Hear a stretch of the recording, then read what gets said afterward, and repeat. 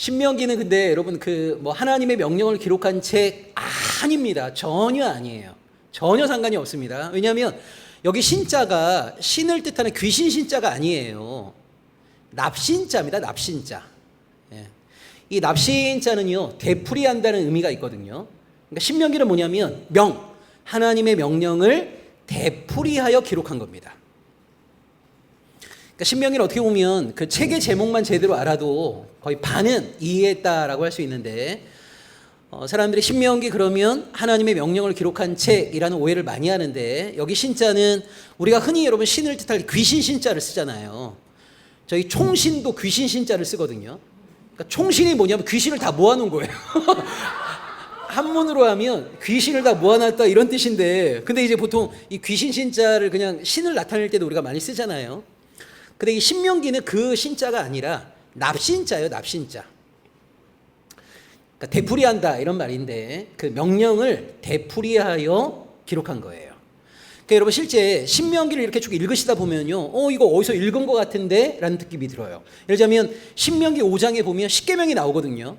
여러분 십계명 어디에 나와요? 출애굽기 20장에 나와요. 그러니까 출애굽기 20장에 나왔던 십계명이 신명기 5장에 또 한 번 나오는 거예요. 그래서 실제 여러분 신명기를 쭉 읽다 보면 이거 출애굽기, 레위기, 민수기에서 봤던 내용인데 라고 하는 게 다시 되풀이하여서 많이 기술되어 있습니다. 자, 그럼 이런 질문이 들죠. 아니 이미 출애굽기, 레위기, 민수기에 쓰여 있는 거를 왜 굳이 또 신명기에 또 썼지? 라는 생각이 들기 쉬워요. 그 이유는 뭐냐면 말씀을 듣는 대상이 달라졌기 때문입니다. 그러니까 민수기까지는요, 출애굽 1세대가 경험했던 사건이고 출애굽 1세대가 들었던 말씀입니다. 근데 아까 말씀드린 것처럼 이 출애굽 1세대는요, 하나님의 은혜로 구원은 받았지만 하나님의 백성이 되는 과정 속에서 스스로 하나님의 통치를 거부하고 가나안이 아니라 애굽으로 다시 돌아가려고 하다가 하나님의 심판을 받아 멸절되었어요. 자, 이제 누가 남았습니까? 출애굽 2세대가 남은 겁니다.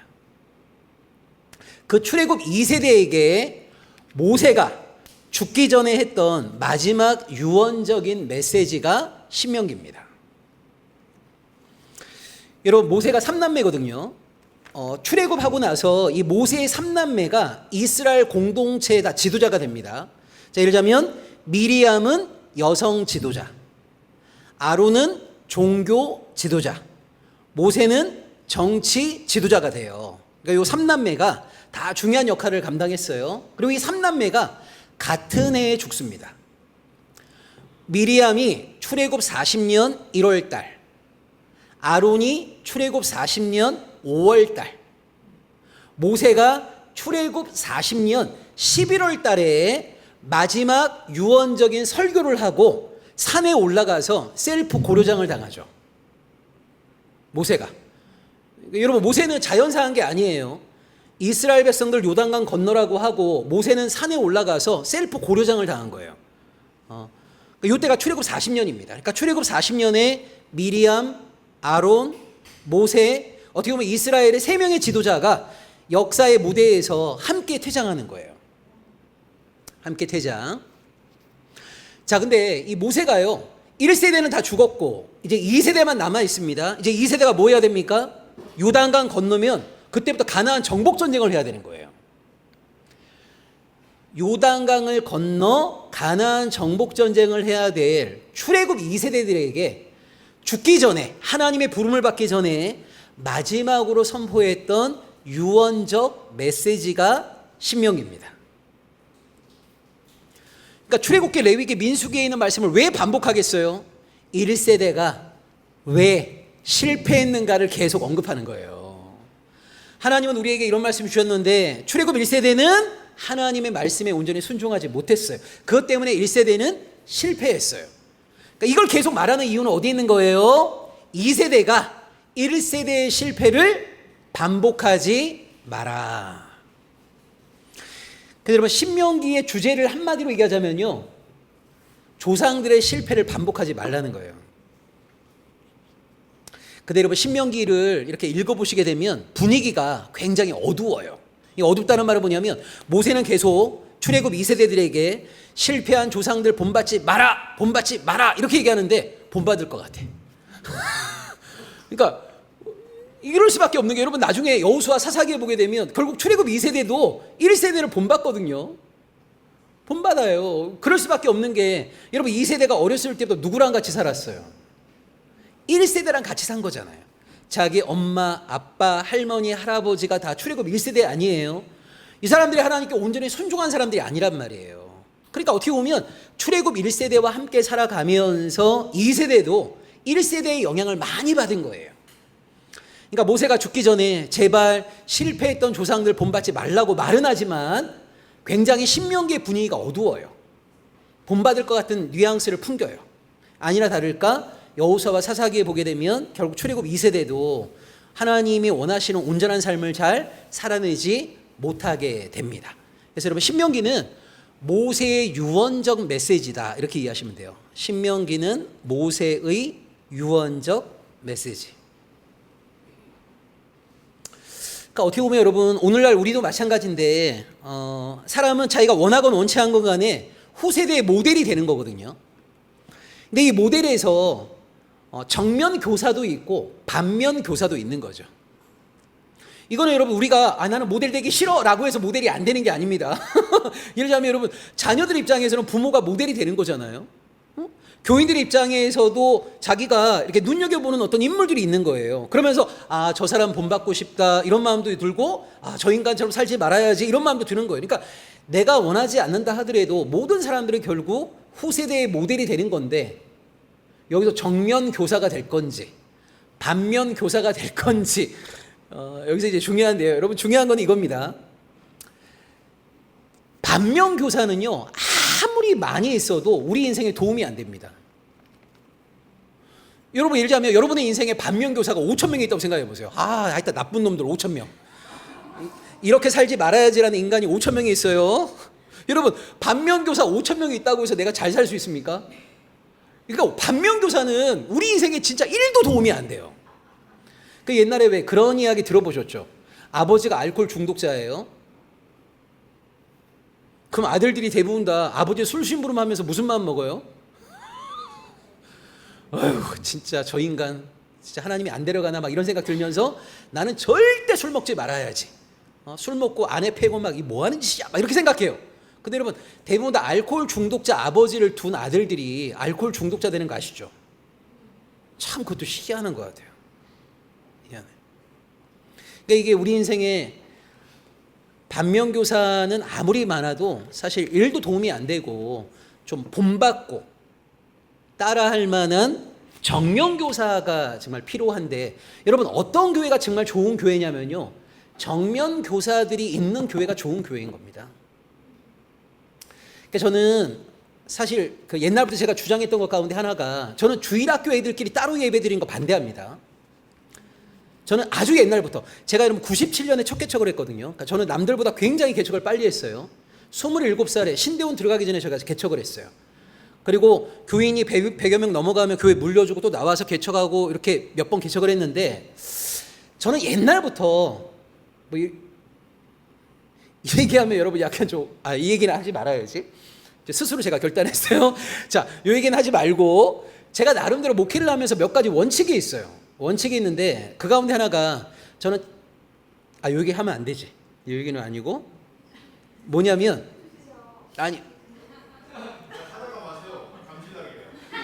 하려고 하다가 약간 걸리는 사람들이 있어서 그냥 여러분 이건 듣고 그냥 흘리세요. 이거는 뭐 옳고 그름의 문제는 아닙니다. 저는 찬양단 두는 걸 반대합니다. 성가대 반대론자입니다. 저는. 그래서 제가 목회하는 교회에서는 한 번도 성가대나 찬양단이 없었어요. 그러니까 왜 제가 성가대 반대를 하냐면 여러분 중세시대까지는요 찬양은 모든 사람들의 것이 아니었어요. 여러분 구약시대에도 찬양은 레위인들이 하는 겁니다. 레위인들.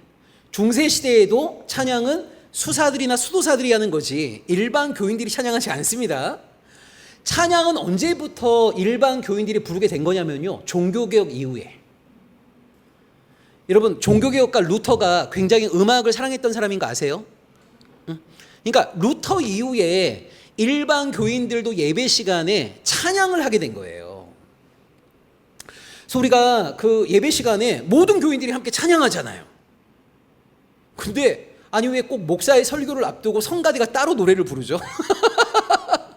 저는 그게 신학적으로 제가 이해가 안 간 거예요. 아니 우리가 예배 시간에 함께 모든 성도들이 찬양을 하고 있는데 왜 갑자기 꼭 목사의 설교 전에 항상 목사 설교 잘 듣게 만들려는 어떤 사전 작업인 건데 목사의 설교 전에 성가대의 찬양을 따로 하는 이유가 뭐지? 근데 여러분 웬만한 대형 교회는 성가대 운영하려면 1년에 몇 억씩 드는 거 아세요? 사실 그리고 교회들마다 성가대 때문에 문제가 많이 일어납니다. 근데 이걸 함부로 폐지를 못하는 게 노래를 하기 위해서 교회 오는 사람이 생각보다 많아요. 네. 그래서 저는 처음 개척했을 때부터 우리 교회는 성가대 없다.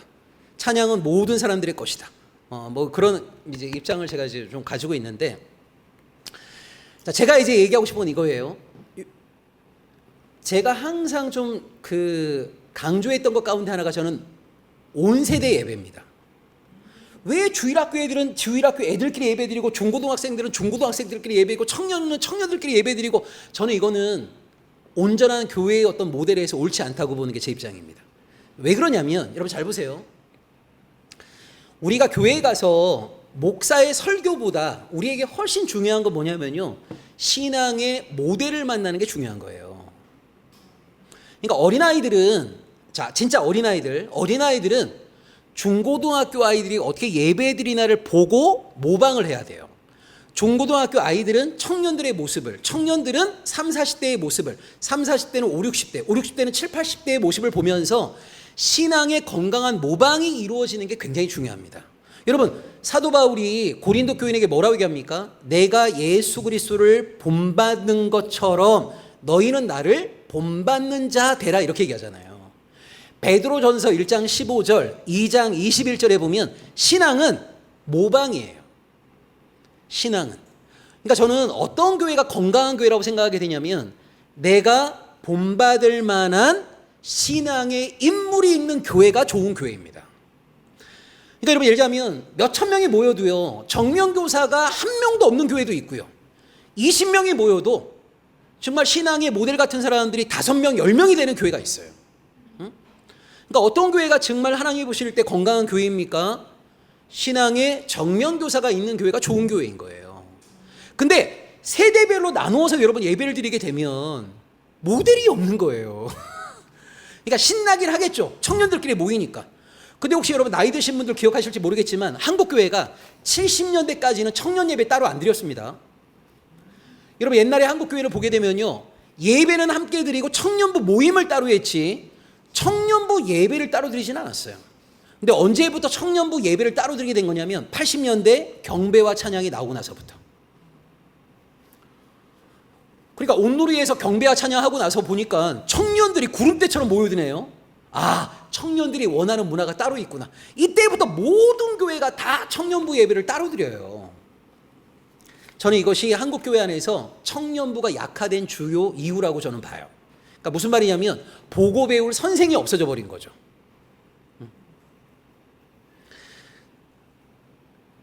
그래서 저는 예배는 함께 드리고 모임을 따로 하는 게 저는 좋다고 봐요. 어찌됐건 이 보고 배우는 관계를 저는 중요하게 보는데, 안타깝게도 이스라엘은 보고 배울 모델이 없었던 거예요. 여호수아와 갈렙 같은 이 믿음의 사람을 제외하고 대부분의 출애굽 1세대는 하나님에 대한 믿음이 없었어요. 그러니까 모세가 실패한 조상들 본받지 말라고 하는데 계속해서 결국 이스라엘의 가장 안타까운 현실은 이거인 거죠. 반면교사는 많았는데 정면교사가 없었다는 거. 그러니까 결국 후세대에게는 이것이 실존적인 한계로 작용하게 되는 겁니다. 한계로. 그래서 어찌됐건 정면교사가 많은 교회, 본받을 만한 신앙의 인물이 많은 교회가 건강한 교회이고, 신앙은 그런 모방이 일어나야 되는 곳이다 라고 하는 것 하나. 그 다음에 또 하나, 여러분 신명기에서 중요한 것은요, 신명기 신학이라고 하는 거예요. 신명기 신학. 신명기 신학. 순종하면 복을 받고 불순종하면 저주를 받는다라고 하는 게 여러분 신명기 전체적으로 나오는데요. 특별히 이것이 한 장 전체에 모여 있는 게 신명기 28장입니다. 신명기 28장. 그래서 거기 보게 되면 하나님께 순종하는 사람은 들어와도 복을 받고 나가도 복을 받고 뭐 이런 식의 표현이 한 장 전체에 걸쳐 나옵니다. 그래서 신명기 28장을 중심으로 형성된 신학을 신명기 신학 이렇게 얘기해요. 신명기 신학. 자, 근데 이게 왜 중요하냐면 구약시대 이스라엘 백성들이요, 인생에서 일어나는 모든 일들을 판단하는 잣대가 바로 신명기 신학이었습니다. 자, 여러분 20분만 이제 주목해 주세요. 이거 굉장히 중요한 얘기인데 구약시대 이스라엘 백성들이 여러분 인생에서 다양한 사건들이 일어나잖아요. 다양한 일들이 일어나지 않습니까? 그러면 우리가 그것을 신앙적으로 판단을 하겠죠. 자, 그랬을 때 이스라엘 백성들이 자기 인생에서 일어나는 일들을 판단했던 유일한 잣대가 신명기 신학이었어요. 신명기 신학의 내용이 뭐예요? 하나님께 순종하는 자들은 복을 받고 하나님께 불순종하는 자들은 저주와 심판을 받는다. 이게 신명기 신학이에요. 자, 여러분 신명기 신학은요, 논리적으로 보게 되면 과거에서 현재로 나가는 겁니다. 논리적으로. 쉽게 얘기하자면 과거에 내가 어떤 씨앗을 뿌렸느냐에 따라서 그 열매를 현재에 거둔다는 게 신명기 신학이에요. 자, 어렵게 생각하실 필요 없어요. 뿌린 대로 거둔다는 게 신명기 신학입니다. 내가 순종의 씨앗을 뿌렸으면 복이라는 열매를 거두는 것이고 불순종의 씨앗을 뿌렸으면 심판과 저주라는 열매를 거둔다. 이게 여러분 신명기 신학이에요. 어렵지 않죠? 그러니까 과거에 뭐를 뿌렸느냐에 따라서 현재에 거두게 되는 열매의 내용이 달라지는 거예요. 자, 여기까지 어렵지 않죠? 자, 그런데 문제는요, 신명기 신학이 우리 현재에서 적용될 때는요, 항상 현재에서 출발해서 과거로 이어집니다. 자, 반대예요. 자, 신명기 신학이 논리적으로는 과거에 무엇을 뿌렸느냐에 따라서 현재 무엇을 거두는가, 과거에서 현재로 나갑니다. 논리적으로는. 그런데 우리의 삶 속에서 실제 신명기 신학이 적용될 때는요, 현재에서 과거로 역추론을 행합니다. 자, 이걸 제가 설명을 드릴게요. 자, 신명기 신학의 내용이 뭐라고요? 과거에 뭐를 뿌렸느냐에 따라서 현재 거두게 되는 열매가 달라진다는 거 아닙니까? 근데 여러분 한번 보세요. 여러분이 설령 가족이라 하더라도 여러분 가족이 24시간 내내 서로의 삶을 지켜보나요? 그럴 수 없잖아요. 그러니까 우리가 사실 우리가 이렇게 만남을 갖고 할 때 아, 이 사람 어떤 사람이야 라고 했을 때도 내가 그 사람에 대해서 내리고 있는 판단은 그 사람에 대한 나의 경험에 기반한 지극히 제한적인 것이지, 여러분 우리가 어떤 사람을 본다라고 했을 때에도 10년 동안 24시간 내내 누군가를 관찰하는 건 아니잖아요. 제한적이죠. 그러니까 우리 가운데 이럴 수는 없는 거예요. 아, 내가 이 사람을 10년 동안 지켜봐 오니까 이 사람이 이런 걸 뿌려갖고 결국 지금 하나님의 복을 받고 있구나. 이렇게 말하기가 참 어려운 게 뭐냐면 내가 알지 못하는 이 사람의 삶이 있을 수 있잖아요. 네? 그쵸? 자, 여러분 신명기 신학이 언제 적용되냐면요, 현지에서 출발합니다. 항상. 이 말이 무슨 말이냐면 누가 지금 잘 나갈 때, 누가 지금 몰락할 때, 현재의 그 사람의 어떤 모습이 있죠. 현재 그 사람의 모습이 내 눈에 먼저 보이는 거예요. 딱. 자, 지금 이 사람이 승승장구합니다. 그럼 우리는 뭐라고 생각하냐면 이 사람의 승승장구를요, 하나님께 복을 받은 거라고 딱 진단을 내려요. 그래서 이런 질문을 하죠. 이 사람은 왜 복을 받게 되었을까? 여기에서 현지에서 출발해 갖고요, 이 사람이 복을 받게 된 원인을 과거에서 끄집어내는 거란 말이에요. 아, 이 사람 보니까 새벽 기도를 10년 동안 한 번도 안 빠졌네. 지난번에 건축원금 집 팔아서 냈대. 막 이런 식으로. 그러니까 이 사람이 현재에서 어떤 복을 받게 된 이유를 과거에서 역추론하는 게 일반적으로 우리가 신명기 신학을 적용하는 모습이에요. 제가 89년도에 개포동에 있는 어느 교회에 이제 갔어요. 갔는데 그 교회 장로님 가운데 주유소를 5개 운영하는 장로님이 계셨어요. 그러니까 여러분 그 당시 기준으로 주유소 하나만 운영해도 사실 뭐 나름 재력이 있는 건데 한 5개나 운영하니까 나름대로 얼마나 재력이 있는 거예요. 그분의 딸, 딸 2명이 저와 같은 청년부에 있었단 말이에요. 그런데 뭔 일인지 모르겠는데 자꾸 이제 장로님이 주유소를 하나씩 문 닫게 된 거예요. 이제 매각을 한 거죠. 매각을. 그래서 원래 5개인데 나중에 하나만 남았어요. 그러니까 교인들이 이제 처음에는 걱정이 될 거 아니에요. 장로님이 경제적으로 왜 이렇게 되지?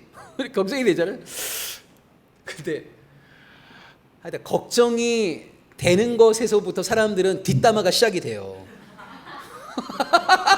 그러니까 처음에는 사실은 제가 볼 때 신앙인들이 나쁜 마음은 아니죠. 나쁜 마음은 아닌데 여러분, 욥의 세 친구가 그런 거거든요. 욥이 애들 다 죽었대, 재산 다 날렸대, 욥의 온몸에 악창이 났대. 그 여러분, 세 친구가 얼마나 욥이 걱정되겠어요. 와서 보니까 진짜 막 기아로 막 자기 몸을 긁고 있는데 그 모습을 보는 것만 해도 너무 비참해.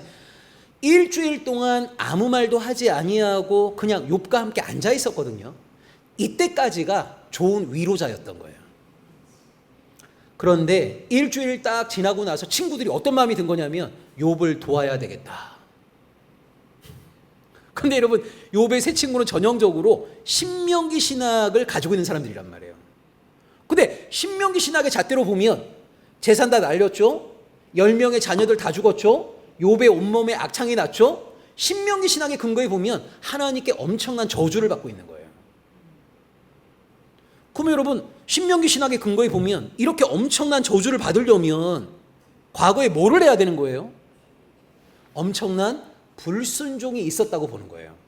그러니까 이 친구들은 좋은 마음으로 욥에게 너 빨리 회개해 이렇게 얘기한단 말이에요. 근데 욥은 아무리 생각해도 자기가 이 정도의 심판을 받을 만한 죄를 범한 적이 없는 거예요. 그러니까 친구들 돌아가면서 계속 회개 이렇게 얘기하는데 욥은 뭘 막 이렇게 얘기하는 거예요. 이게 여러분, 욥기에 보면 3번 사이클이 돌아요. 근데 친구들이 열받은 거예요. 처음에는 도와주려고 회개 이렇게 얘기했는데 얘가 계속해서 막 이렇게 얘기하니까 이놈은 회개할 줄 모르는 놈이구나 하면서 여러분, 이 논쟁이 거듭될수록 친구들이 욥에 대해서 굉장히 단호한 입장을 취하는 거랑 똑같아요. 그러니까 제가 볼 때 여러분, 신앙인들이 좋은 마음으로 도와주려고 하지만 신명기 신학이라고 하는 왜곡된 잣대 하나만 가지고 누군가에게 조언을 하다 보면 이거 자체가 또 누군가의 폭력이 될 수가 있는 거예요. 그 장로님에 대해서도 마찬가지예요. 주유소 하나 하니까 막 교인들이 밥 먹고 나서 차 마시면서 다 얘기하는 게 그거예요. 장로님 너무 힘들지 않을까? 처음에 다 그래요. 차 마시면서 장로님 너무 힘들지 않을까? 라면서 그 다음 얘기들이 다 뭐냐면 근데 왜 이렇게 계속 주유소를 문 닫지? 야, 이거 하나님의 심판받는 거 아니야? 장로님 뭐 잘못한 거 아니야? 바람 폈나? 뭐 돼갖고 이제 이런 이야기들이 계속 회자가 되는 거예요. 그러니까 어떻게 보면 좋은 마음으로 시작했지만 잘 들으세요 여러분. 욥기도 그렇고요. 우리 성경에 말하는 것이 뭐냐면 죄를 범해서만 고난과 핍박을 받는 것이 아니라는 거예요. 그러니까 쉽게 얘기하자면 여러분, 성경은 뭐라고 얘기하냐면 우리가 이해할 수 없는 인생에 빈틈이 있어요. 그러니까 의로운 사람들이 고난을 당할 수 있는 거예요. 여러분, 예를 들자면 죄악으로 충만한 세상에서는 의로운 사람들이 핍박받습니다. 여러분, 불의한 세상에서는 정의로운 사람들이 미움받는 거예요. 가짜뉴스가 판치는 곳에서는 진실을 알고 있고 진실을 말하는 사람이 미움받는 겁니다. 그러니까 무엇을 잘못해서가 아니라 현실 자체가 왜곡되어 있으면요, 올바른 것을 추구하는 사람이 미움받게 되는 거란 말이에요. 그러니까 예를 들자면 어떤 사람이 지금 좀 잘 못 산다, 고난을 받고 있다 라고 하는 걸 무조건 이 사람 하나님으로부터 저주받았네, 심판받고 있네 라고 말하는 것 자체가 사실은 굉장히 폭력인 거죠. 그러니까 그렇게 함부로 진단하지 말라라고 하는 게 욥기인 거거든요. 그러니까 쉽게 얘기하자면 신명기 신학의 잣대로만 평가할 수 없는 인생의 빈틈이 있는 거예요. 한번 볼까요 여러분? 느부갓네살이라는 왕이 금신상을 만들었어요. 그리고 나팔을 불게 되면 누구든 예외 없이 금신상에 절하라고 그랬어요. 세 친구, 다니엘의 세 친구는 절하지 않았어요. 여러분, 그것 때문에 풀무불에 집어 던져지잖아요. 아니, 다니엘의 세 친구가 뭘 잘못했습니까? 여러분, 다니엘과 세 친구는 그나마 구원이라도 받았죠. 사자의 밥이 되고 풀무불에서 순교당한 얼마나 많은 신앙인들이 있겠어요. 그럼 그 사람들은 하나님께 버림을 받은 겁니까? 천만의 말씀이라는 거죠. 그래서 여러분, 기독교 신앙은요, 현세에서의 삶을 가지고 모든 걸 평가하지 않습니다. 우리 기독교 신앙은 내세까지 이어지게 되는 거거든요. 이 땅에서 불의한 고난을 받았던 사람들이 하나님의 돌보심 안에서 영원 무궁한 하나님의 복을 받게 될 것이라고 하는 걸 우리는 또 믿어요. 믿는데 어쨌건 죄악으로 충만한 이 땅에서는 의로운 사람들이 핍박을 받을 수 있다라고 하는 것을 강조하는 게 바로 성경입니다. 성경. 그래서 여러분, 이 신명기 신학이라고 하는 것이 구약시대 이스라엘 백성들이 인생에서 일어나고 있는 모든 일들을 판단했던 유일한 잣대인데, 나중에 욥기에 가보게 되면 신명기 신학의 잣대로만 인생의 일들을 판단하지 마라. 신명기 신학의 잣대로만 판단할 수 없는 인생의 빈틈이 있다. 이걸 욥기가 또 말하는 거예요. 욥기가. 근데 오랜 세월 동안 이스라엘 백성들은 이 신명기 신학이라는 잣대를 가지고만 판단을 했어요. 그럼 여러분 보세요. 신명기 신학을 누가 좋아하겠어요? 1번 부자, 2번 가난한 자. 누가 신명기 신학을 좋아할까요? 여러분, 권력자, 밑바닥 인생. 누가 신명기 신학을 좋아할까요? 권력자가 좋아하는 거죠. 권력자가. 왜냐하면 여러분, 신명기 신학은요, 권력자가 자기의 어떤 권력, 승승장구를 하나님의 복으로 주장할 수 있는 근거가 되는 거잖아요. 근거. 그래서 어떻게 보면 신명기 신학이, 오늘 우리 한국교회도 여전히 신명기 신학의 잣대를 가지고 사람들이 생각 많이 합니다. 그러니까 누가 조금 힘들고 어려우면 하나님께 저주받았다고 생각하고, 누가 조금만 잘 나가면 하나님께 복받았다고 생각하고. 그러니까 오늘날 많은 교인들도 결국 신명기 신학의 잣대로 모든 걸 해석하는 경우가 굉장히 많이 있는데, 욥기가 우리에게 말해주고 있는 것처럼 신명기 신학의 잣대로만 함부로 판단할 수 없는 인생의 신비가 있다라고 하는 것도 여러분 꼭 기억하셔야 돼요. 예를 들자면 여러분 보세요. 우리가 교통사고를 당할 때 그 교통사고를 당해갖고 뭐 하는 것이 여러분 저주인가요? 심판인가요? 그렇지 않아요. 예언자들 올바른 이야기하다가 핍박받는 게 하나님의 저주받는 건가요? 전혀 그렇지 않아요. 그러니까 때로는 우리의 인생 속에서 도리어 의로운 자들이 핍박받기도 하고 정직한 자들이 고난받기도 하는 거지, 신명기 신학의 잣대를 가지고만 우리 인생을 함부로 얘기하는 것을 굉장히 조심해야 된다.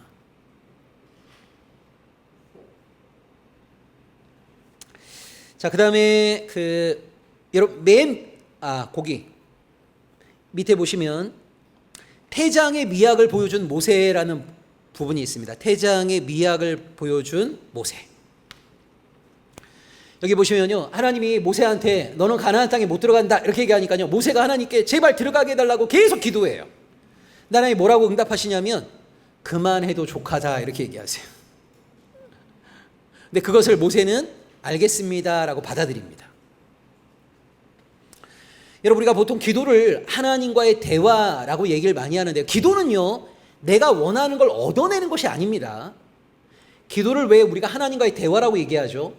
나는 내 인생에 A가 필요하다고 생각해서 하나님께 A를 구합니다. 근데 하나님과의 대화 속에서 나는 A가 필요하다고 생각했지만 하나님은 내 인생에 A가 아니라 B가 더 필요하다라고 말씀하실 수 있음을 아멘으로 받아들이는 거예요. 그러니까 나의 뜻을 내려놓고 하나님의 뜻을 받아들이는 게 진짜 기도입니다. 여러분, 그 모습이 겟세마네 기도에서 나오지 않습니까? 처음에는 이 잔을 내게서 지나가게 해달라고 기도했지만 예수님이 하나님과의 대화 속에서 뭐라고 얘기하십니까? 그러나 나의 원대로 마옵시고 아버지의 뜻대로 하옵소서. 근데 오늘날 너무나 많은 사람들이 기도를 자꾸만 내가 원하는 걸 얻어내는 거라고 생각을 해요. 아닙니다. 여러분, 기도를 많이 하는 사람일수록요 하나님의 뜻으로 충만한 사람인 것이고, 기도를 많이 한 사람일수록 하나님께 온전히 순종하는 자인 거예요. 이럴 수 없습니다. 나는 하루에 5시간 10시간 기도한다고 하면서 자기밖에 모르는 이기적인 인간, 다른 사람을 함부로 대하는 아나무인 인간, 이런 사람은 기도가 뭔지를 모르는 거예요. 기도는 하나님과의 대화이기 때문에 기도를 많이 한 사람일수록요 그의 성품이나 삶이 하나님을 닮아갈 수밖에 없는 거예요. 닮아갈 수밖에. 자, 그 다음에 여러분 밑에서 두 번째 줄 보시게 되면, 밑에서 두 번째입니다. 거기 약자의 생존권이 사적 소유권보다 더 중시된다. 자, 이 말이 무슨 말이냐면 이스라엘에서는요, 내가 지금 너무 배가 고파요. 음식을 오랫동안 먹지 못했어요. 그러면요, 아무 밭에나 들어가서 당장의 허기를 해결할 수 있습니다. 자, 내가 밭 주인입니다. 근데 여기는 아무도 못 들어와! 이렇게 하면 안 돼요. 자, 이 말이 무슨 말이냐면 이스라엘 백성들은요, 이런 고백을 하는 거예요. 자, 하나님이 이 내 밭입니다. 내가 땀 흘려 수확한 열매입니다. 근데 뭐라고 고백하고 있는 거냐면 나에게 허락되어진 열매 중에 가난한 자를 위해서 내어주라고 하나님이 나에게 맡겨주신 것이 있다고 믿는 거예요. 그래서 여러분, 예를 들자면 레위기 19장 9절에도 보게 되면 추수를 할 때 모퉁이에 있는 것들은 추수하지 못하게 하는 거예요. 그래서 이스라엘 그 율법의 중요한 특징이 개인의 사적 소유권도 중요하지만 이게 약자의 생존권보다 위에 올라갈 수는 없어요. 자, 대신 근데 여러분 이런다고 생각해 보세요. 동네에서 나하고 사이가 안 좋은 사람이 있는데 맨날 이 사람이 우리 밭에 들어와서 먹으면 어떻게 돼? 막 그 사람 친인척 다 데리고 와서 계속 우리 밭에서 먹을 수 있잖아요. 그래서 여러분 나중에 탈무드에 보게 되면 누가 들어갈 수 있는가 기준이 있어요. 3일 굶은 사람. 3일 굶은 사람. 그다음에 또 하나의 기준이 있어요. 들어가서 허기를 해결하는 것까지는 되지만 가만히에다가 막 따오면 안 돼. 그러니까 당장에 허기를 해결할 수 있는 건 이렇게 먹을 수 있지만 막 거기에 막 수확해갖고 막 가만히 채 들고 나오면 안 돼요. 그래서 여러분 나중에 마가복음에 가보시게 되면 예수님의 제자들이 안식일 날 미리삭을 잘라 먹는 이야기가 나와요. 이게 무슨 말이냐면 예수 제자 공동체가 한 3일 굶었다는 말입니다. 3일 굶었다는 말. 그리고 누가복음 8장에 보시면 예수 제자 공동체를 후원했던 사람들 이름이 좀 나오거든요. 요한나 수산나 이렇게 나오는데 여성들 이름 몇 명 나와요. 자, 이 말이 무슨 말이냐면 예수님을 후원했던 유력자들이 별로 없어요. 여인들이 조금씩 후원한 거예요.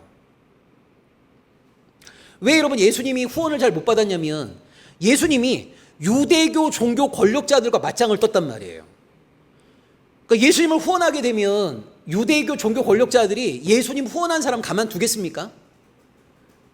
여러분 마치 뭐랑 똑같냐면 엘리야 아시죠? 엘리야. 여러분 엘리야가 맞짱 뜬 사람이 누구냐면 아합과 이세벨이거든요. 아합과 이세벨. 사람들이 만약 여러분 엘리야에게 한 달에 10만 원씩 후원한다고 생각해 보세요. 그러면 엘리야 후원하는 사람은 당장 아합 왕에게 찍히는 거예요. 세무조사 바로 들어옵니다. 그러니까 사람들은 엘리야에 대한 우호적인 마음이 있다 하더라도 아합의 핍박에 대한 두려움 때문에 엘리야 못 도와요. 그래서 엘리야를 누가 돕죠? 까마귀가 돕잖아요. 엘리야 후원회장도 까마귀, 총무도 까마귀, 다 까마귀가 돕는 거예요. 그러니까 한마디로 아합을 두려워하지 않는 까마귀만 엘리야를 돕는. 나중에 예수님 공동체도요. 예수를 도왔던 사람들 중에 여인들은 있어도 유력자들이 별로 없어요. 유력자들이. 그래서 예수 제자 공동체가 늘 끼니도 제대로 해결을 못한 겁니다. 그런 상황에서 어떤 여인이 와서 300데나리온, 오늘날로 얘기하자면 1년 연봉을 예수님의 발에다가 부어버리니까 예수 제자 공동체 재정을 담당했던 가룟 유다가 미쳐버리는 거죠. 저거 우리 공동체 후원했으면 멋진 사역을 할 수 있는데 그걸 예수님의 발에다가 그냥 다 부어버리니까 가룟 유다가 막 화가 났는데 예수님이 그 여인을 또 옹호하거든요. 그래서 가룟 유다가 이제 예수님에 대해서 반감을 막 드러내는 이야기가 복음서에 나오지 않습니까? 그래서 실제 예수 제자 공동체가 굉장히 좀 힘든 삶을 살았다라고 하는 걸 여러분이 좀 기억하셔야 돼요. 그래서 탈무드에 보면 3일 굶은 사람들은 아무 밭에나 들어갈 수 있어요. 수확은 할 수는 없어요. 그래서 개인의 사적 소유권보다 이런 생존권을 더 우위에 본다. 자, 마지막으로 이스라엘의 중요한 전통이 지도자의 비신화화입니다. 자, 비신화화라는 말은 뭐냐면 소리 소문 없이 흔적 남기지 않고 지도자가 사라지는 거예요. 그 여러분 신명기도 보게 되면 모세의 무덤을 알지 못합니다. 한마디로 위대한 신앙의 인물을 영웅화하지 않는 거예요. 영웅화.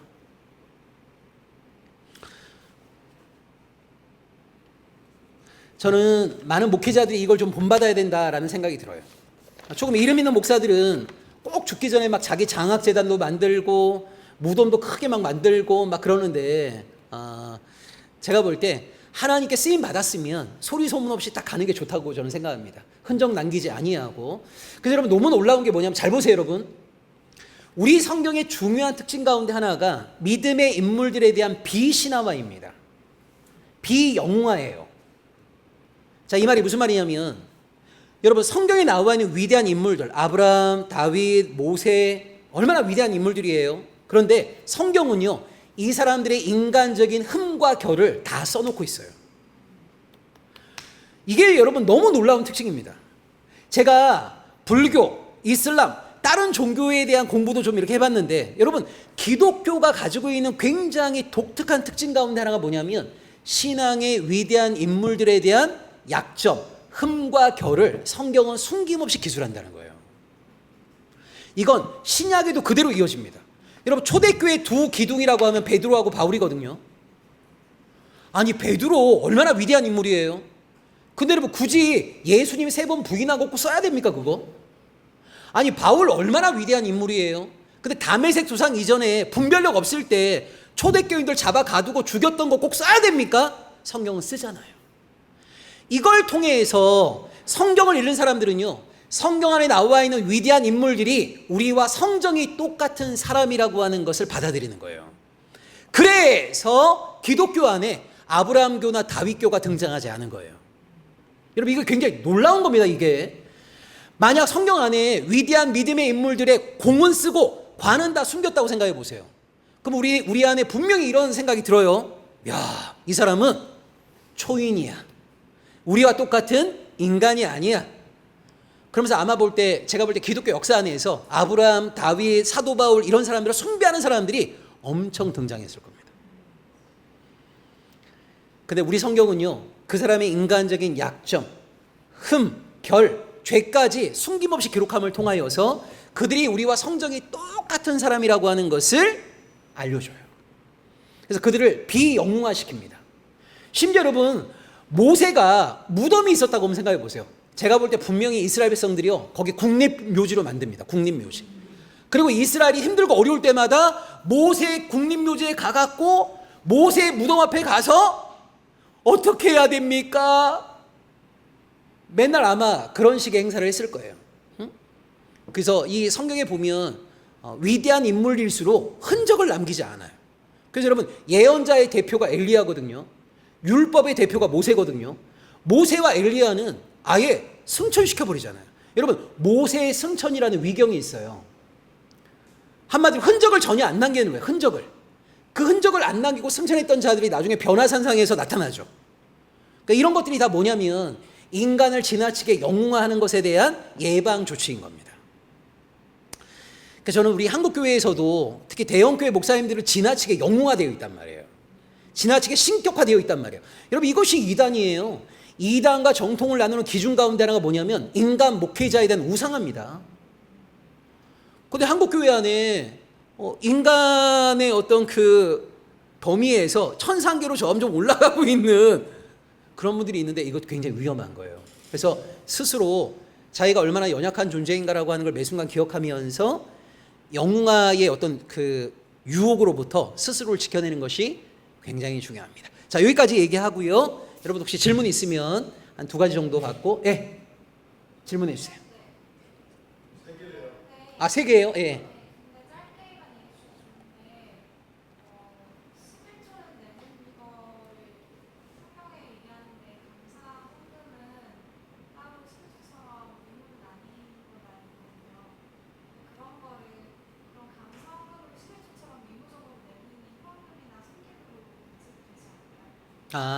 저는 헌금은 딱 2가지이면 좋겠다고 보는데요. 감사헌금이 그 주일 헌금인 거죠. 네네. 그렇죠. 그러니까 주일 헌금하고 감사헌금을 별개로 하지 말고 저는 감사의 마음을 담아서 주일 헌금을 하면 된다고 봅니다. 네. 네.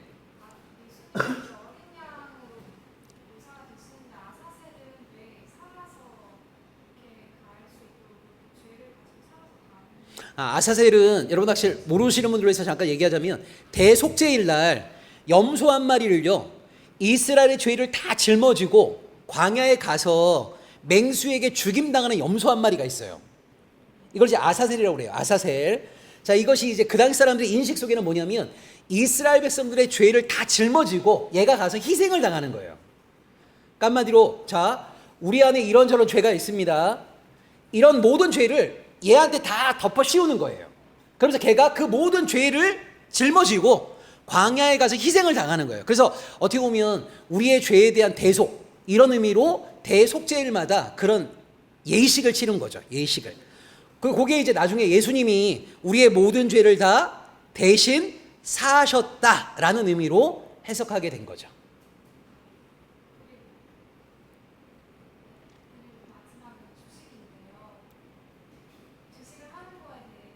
뭐요? 뭐? 주식.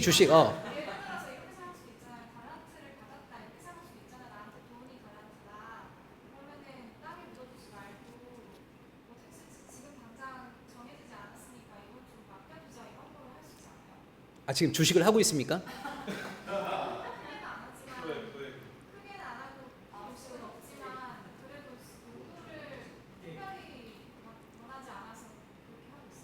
그래요. 그러니까 저는 내가 응원하고 싶은 기업이 있다. 그래서 그 기업의 주식을 사서 그 기업이 잘 되기를 응원하는 마음 정도면 저는 오케이. 그런데 아침에 일어나자마자 바로 주식 보고 10분에 한 번씩 주식 보고 이러면 조금 조심해야 된다고 봐요. 왜냐하면 루터가 이런 얘기를 했습니다. 당신이 하루 중에 가장 많이 생각하는 그것이 당신의 신이다. 이런 얘기를 했어요. 그러니까 지나치게 근데 보면 저도 그 지하철 아침 일찍 타보면 모든 사람들이 다 핸드폰으로 주식하더라고요.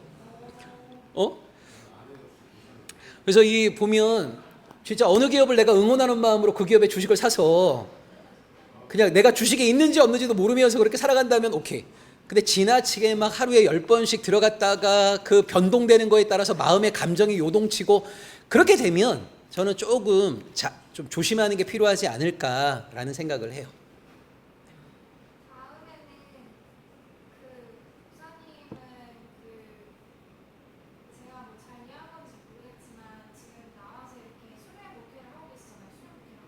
네네네.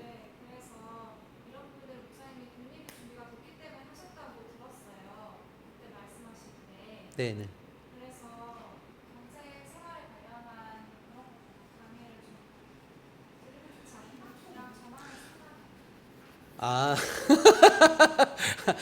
오해하실 것 같은데.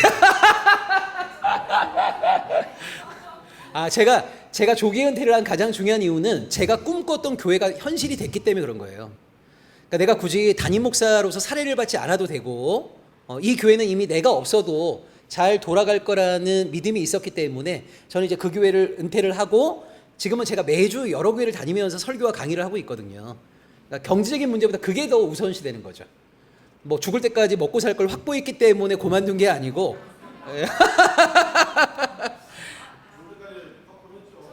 확보했어요. 주여 아버지. 예. 라면만 먹고 살겠습니다. 네. 자, 혹시 다른 분 또 질문 있나요? 네네네. 레위기 조금 더 쉽게 이해할 수 있는 방법. 이해할 수 있는 방법? 레위기 어떤 걸요? 전체적인 제사라든지 여러 가지. 그거는 뭐 좀 궁금한 거 있으시면 어떤 걸 물어보시면 좋을 것 같은데. 레위기는 여러분 사실 크게 두 개예요. 앞부분에는 제사와 관련된 내용이고 뒤에는 거룩한 삶에 대한 내용입니다. 네네네.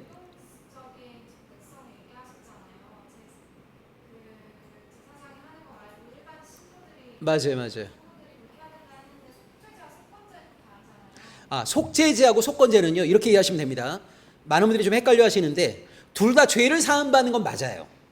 속죄제나 속건제가 둘 다 죄를 사함받는 건 맞는데 자 이렇게 이해하시면 됩니다.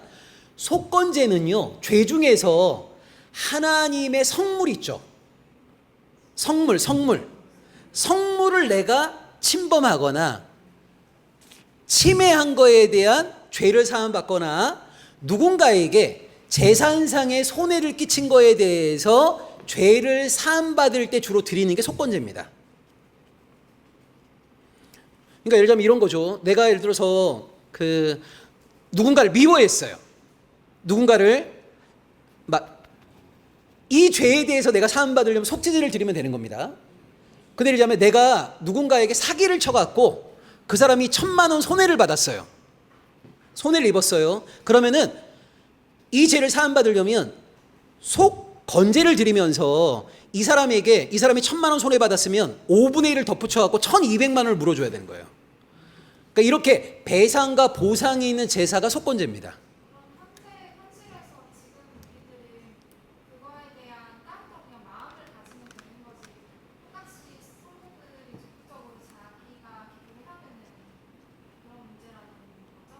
아니죠. 마음만 가지시면 안 되고 실제 배상과 보상이 필요한 건 배상과 보상을 해주셔야죠. 그러니까 여러분 지금 요 질문 마무리하고 끝낼게요. 오늘 우리 한국 교회에 사실 우리가 좀 고민해야 될 많은 부분이 있는데 한국 교회의 신학 가운데 성경적으로 봤을 때 좀 안타까운 것 가운데 하나가 회개 신학입니다. 회개 신학. 그러니까 오늘날 개신교는요. 여러분 옛날에 밀양이라는 영화 혹시 보셨나요? 밀양. 거기도 보시게 되면 그게 이제 한국 교회가 가지고 있는 회개 신학의 어떤 부정적인 면, 안타까운 면을 폭로한 건데 아이가 유괴당했잖아요. 죽었습니다.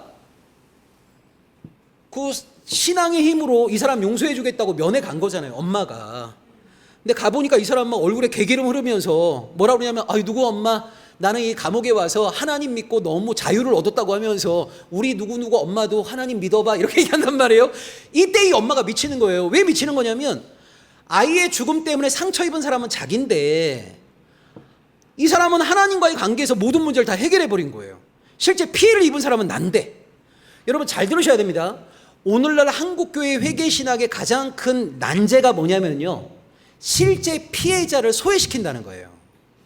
자, 예를 들자면 내가 누군가에게 잘못했어요. 나 때문에 누군가가 지금도 아파해, 괴로워해, 울부짖고 있어. 그런데 나는 하나님과의 관계에서 용서해 주세요. 그래 용서할게. 끝. 이렇게 되는 거예요. 그러니까 오늘 우리의 회개신학은 피해자를 계속 소외시키는 방식의 회개란 말이에요. 이건 옳지 않죠. 저는 진정한 회개는요. 피해자가 오케이 할 때까지라고 봅니다. 그러니까 가해자는 이럴 수 없는 거예요. 내가 이만큼 했으니까 제발 풀어! 이럴 수 없는 거예요. 이것도 폭력이죠. 이것도. 제가 왜 여러분 여기서 제가 과하게 얘기하는 거냐면 사람들이 예를 들면 세월호, 이태원 참사 이런 거에 대해서 뭐라고 생각하냐면 그 정도 보상 받았으면 끝나는 거 아니야? 지금이 몇 년째인데 계속 세월호야. 이런 얘기를 하는 거예요. 여러분 우리가 피해 당사자나 유가족이 되면요 그런 생각을 하겠냐고요. 그런 생각을. 그러니까 아직까지도 진상규명이 안 된 거 아닙니까? 이게 그 7시간이 어떻게 됐는지를 아무도 모르는 거 아닙니까? 그러니까 여러분 이 진짜 회개라고 하는 것은 결국은 피해자가 오케이 할 때까지인 거예요. 그런 의미에서 저는 한국 개신교가 참 안타까운 게 뭐냐면 여러분 옛날에 김태촌이라는 사람 알아요?